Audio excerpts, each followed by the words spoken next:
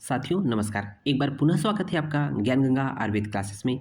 आज हम लोग बात करने वाले हैं रसशास्त्र भेषज कल्पना के पेपर फर्स्ट में चैप्टर नंबर 13 है। उसमें आपको एक चैप्टर का नाम है current and emerging trends in Ayurvedic pharmaceuticals. तो उसके अंतर्गत एक हेडिंग हम लोग को पढ़ना है। देखेंगे स्किन सेंसिटाइजेशन सेंसिटिविटी टेस्ट। तो इसको पढ़ने से पहले इसकी मीनिंग जान लेंगे तो शायद हम लोग को पढ़ना या समझना आसान हो जाएगा।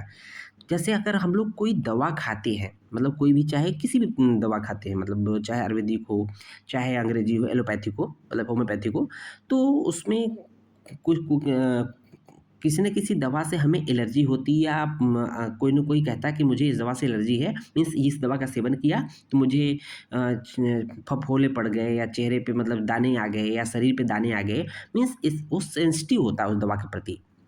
तो होता क्या है कि कोई भी दवा जब लॉन्च होती है, तो लॉन्च होने से मतलब लॉन्च होने से पहले वो क्या होता है, छोटे-छोटे जो एनिमल्स होते हैं, उस पे टेस्टिंग होती है कि इसका कितना असर पड़ेगा, है ना? कहीं ऐसा तो नहीं बहुत सेंसिटिव है, दवा किसी मर्ज़ की ठीक करने के लिए कर रहे हैं और दूसरी समस्या शुरू हो जा रही है।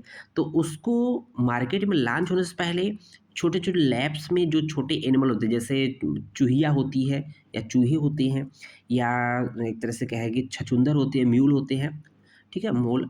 और या फिर ये कहें कि जो सूअर के बच्चे होते हैं, सूअर पे होता है, ये सब पे टेस्ट होती है एक तरह से लेबोरेटरी में।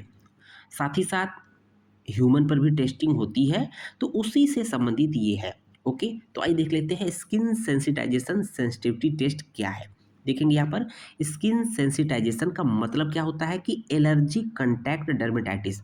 एलर्जी मीन्स कोई भी चीज़ हमारे लिए एलर्जी का काम अगर एज ए एलर्जन है, तो हमारे शरीर में जैसे ही कांटेक्ट में आएगी स्किन के या बॉडी के, वो एक तरह से स्किन पे अपना रिएक्शन शो करने लगेगा, वो अलग अलग रूप में रहेगा। ठीक है? तो skin sensitization means allergy contact dermatitis, ठीक है, is an immunological mediated cutaneous reaction. Cutaneous means skin से जब भी आपको सबसे पहला रिएक्शन त्वचा पे मिलेगा, चाहे वो रेडनेस हो, चाहे फफोला हो, मतलब किसी भी तरह से इचिंग हो, रिएक्शन टू ए सब्सटेंस, मतलब सब्सटेंस मतलब कोई भी मेडिसिन जब टच में आता है, लेते हैं, खाते हैं, तो उसका सबसे पहला अगर रिएक्शन आएगा तो स्किन पे आएगा। ठीक है? उसको देखेंगे in human. In human the response may be, जो मतलब एलर्जी का रिस्पॉन्स होता है, एलर्जी किस रूप में आएगा, मे बी कैरेक्टराइज बाई, किस रूप में आता है, प्रूराइटिस, इचिंग के रूप में आएगा। प्रूराइटिस मीन्स उसको इचिंग होने लगेगा, या इरिदमा मीन्स स्किन पे रेडनेस आ जाएगी, इडिमा अर्थात स्वेलिंग आ जाएगी, पैप्यूल मीन्स छोटे-छोटे एक तरह से पैप्यूल बन जाएँगे, वेसाइकिल और बुली। वेसाइकिल और बुली में अंतर है कि वेसाइकिल जो होता है 1 सेंटीमीटर से बड़ा होता है, 1 सेंटीमीटर से छोटा होता है, मतलब कि जैसे फफोले बोलते हैं, और बुली जो होती है 1 सेंटीमीटर से बड़ा होता है, या और कॉम्बिनेशन ऑफ दीज़, या हो सकता है कि स्किन पे ये सभी एक साथ मिल जाए। ठीक है? तो ये ह्यूमन में एक तरह से एक तरह से कोई भी मेडिसिन लेते हैं तो उसका रिस्पॉन्स एलर्जिक रिएक्शन इस रूप में मिल सकता है। लेकिन ये तो ह्यूमन में था। In other species means human के अलावा अदर स्पीसीज द रिएक्शंस में differ and only erythema means only skin पे रेडनेस एंड इडिमा अर्थात स्वेलिंग में बी सीन। ठीक है ना, ऐसा दिखेगा। नेक्स्ट पॉइंट देख रहे होंगे कि skin sensitization testing identifies the potential for a substance means जो ये टेस्ट होता है वो किसी भी पर्टिकुलर सब्सटेंस मीन्स किसी भी जो मेडिसिन के रूप में जो सब्सटेंस है, उसकी एक पोटेंसी को देखता है, एक तरह से उसकी पोटेंसी को जांचता है कि कितनी पोटेंसी है to cause allergy contact dermatitis means उसमें कितनी पोटेंसी है कि वो एलर्जी कॉन्टैक्ट करेगा, जिसको बोलते हैं allergy contact dermatitis means contact में आने पर कितना ज़्यादा स्किन में रिएक्शन करेगा। तो डर्मेटाइटिस मीन्स स्किन की इन्फ्लेमेशन हो जाएगा। नेक्स्ट पॉइंट देखेंगे skin sensitization testing is performed as follow. कैसे करते हैं ये, हम लोगों ने पहले बताया कि ये तो पहले एनिमल पे टेस्ट किया जाता है और साथ ही साथ जो है एनिमल पे जब सफल हो जाता है तो ये ह्यूमन बॉडी पे किया जाता है, क्योंकि फाइनली इसको मनुष्यों को दवा खिलानी होती है, तो मनुष्य को भी जरूरी टेस्टिंग करना है। तो एनिमल पे टेस्टिंग कौन कौन सी होती है, किस पे करते हैं? The guinea pig maximization test पहला है। दूसरा है द बुचलर टेस्ट, इसको सही माने बुहेलर कहते हैं, ठीक है, BUEHELAR, ठीक है, बट बुचलर या बुहेलर दोनों से मिल जाएगा। द मुरीन लोकल लिम्फ नोड इसे टेस्ट, जिसको LLNA जो दिखेगा बाद में आपको, ये था एनिमल में 3 थे। बाकी ह्यूमन टेस्ट में कौन कौन से आते हैं? Human repeat insult patch test, human repeat insult patch test याद रख लीजिएगा, नाम याद करना जरूरी बच्चों। दूसरा ह्यूमन मैक्सिमाइजेशन टेस्ट, ठीक है। आइए आगे देखते हैं। Skin sensitization can be broadly divided into sensitization and elicitation phase. Means जो भी ये टेस्ट है, स्किन सेंसिटाइजेशन टेस्ट है, उसको 2 पार्ट में डिवाइड करते हैं। पहला है सेंसिटाइजेशन फेज, दूसरा है इलेसिएशन फेज, ठीक है। तो आइए दोनों में डिफरेंस जान लेते हैं। इन सेंसिटाइजेशन फेज, पहला जो फेज है, द केमिकल एजेंट, मीन्स जो भी मेडिसिन खा रहे हैं वो केमिकल एजेंट के रूप में काम कर रहा है।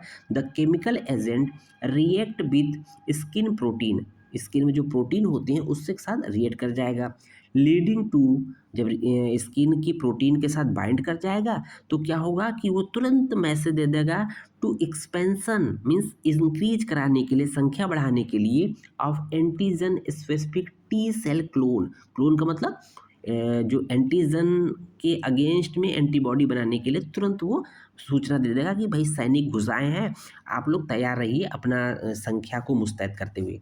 Due to subsequent exposure of some sensory sensitizer, a specific T cell mediated immune response can be elected, which is known as elicitation phase.